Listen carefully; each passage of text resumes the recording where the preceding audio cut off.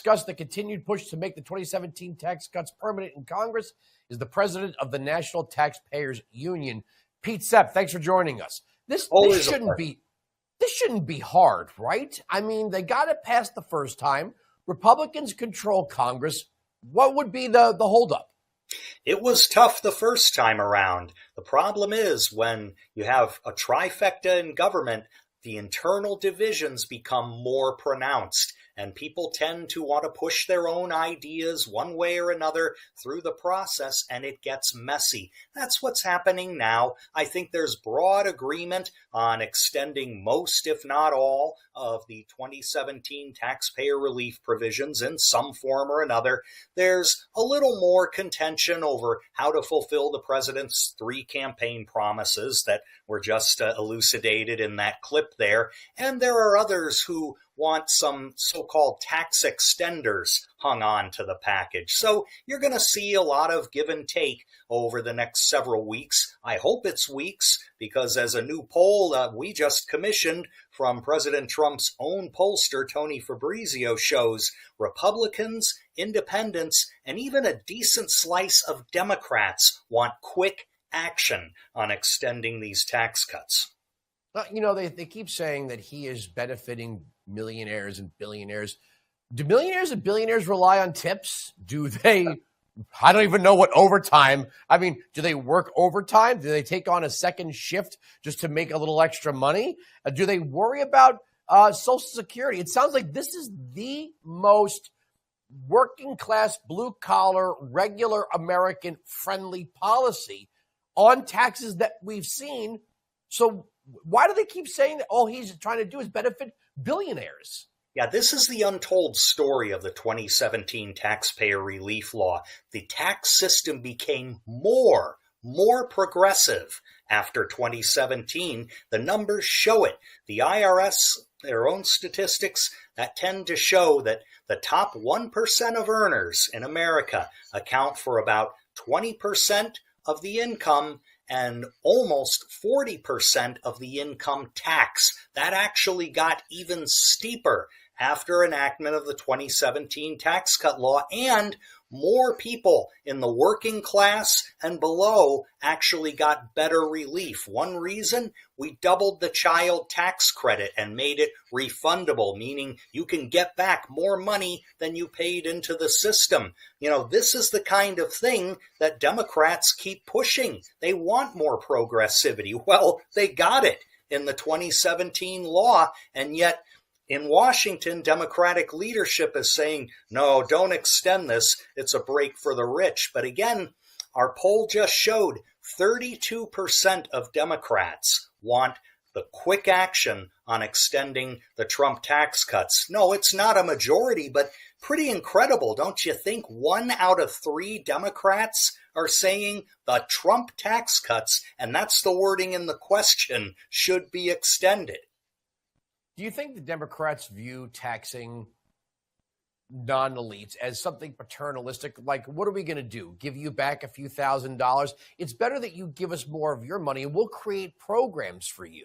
This way you don't have to think about your health care or child care or buying a car. We'll just stick you on public transportation because we care about you. We want to take care of you like a child.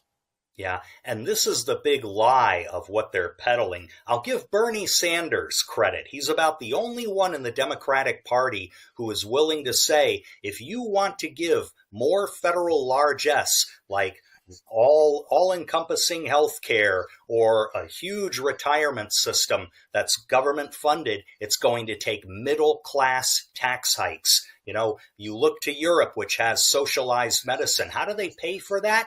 The income tax rates on a working class family are the kinds of rates at 30% or more that our rich people pay in this country. Plus, they have a value-added tax over there that's generally 3 times higher than any sales tax we would ever pay over here. That's how they fund those kinds of things. So if the middle class wants those kinds of giveaways, they'd better hold on to their wallets because they're going to pay a lot more for it.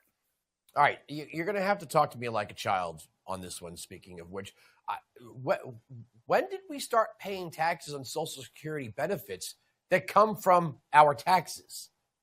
Yeah, that happened in the mid and late 1980s. Actually, Ronald Reagan signed a bill into law, including Social Security benefits, a share of them in taxable income for certain taxpayers above a certain level. It was mainly upper middle class and wealthier taxpayers that it started with. Then, under Bill Clinton, the benefit taxation expanded, and the thing was, they never had the thresholds for taxation linked to inflation, so that every year inflation increased, more and more seniors were subjected to this tax that was originally intended for the wealthy. And so now it's commonplace. In fact, the majority of seniors face some kind of income taxation of their benefits. The clawback is pretty horrible.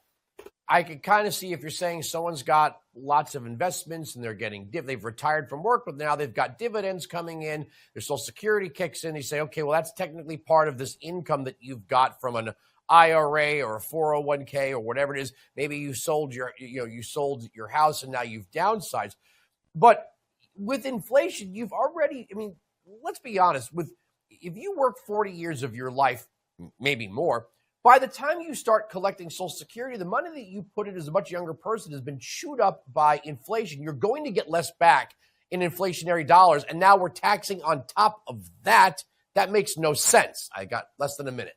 Yeah, it's terribly awkward. Social Security is in trouble. We have to face that fact. Less than 10 years from now, there is going to be an automatic reduction in benefits of more than 20%, maybe even higher than that for certain categories of retirees. We have to address that problem in the system, but kind of clawing back the benefits through the income tax system is not the way to do it. We got to think about the benefit structure. And I will say this, inflation still ravages the tax code. We're not bumped into higher brackets, thank goodness, because those are indexed for inflation. But when you sell your house, you're not allowed to take the inflationary value into account, and Social Security benefits are taxed. It's insidious. All right, I got to leave it there. Thank you so much for joining us tonight. Thank you. Take care.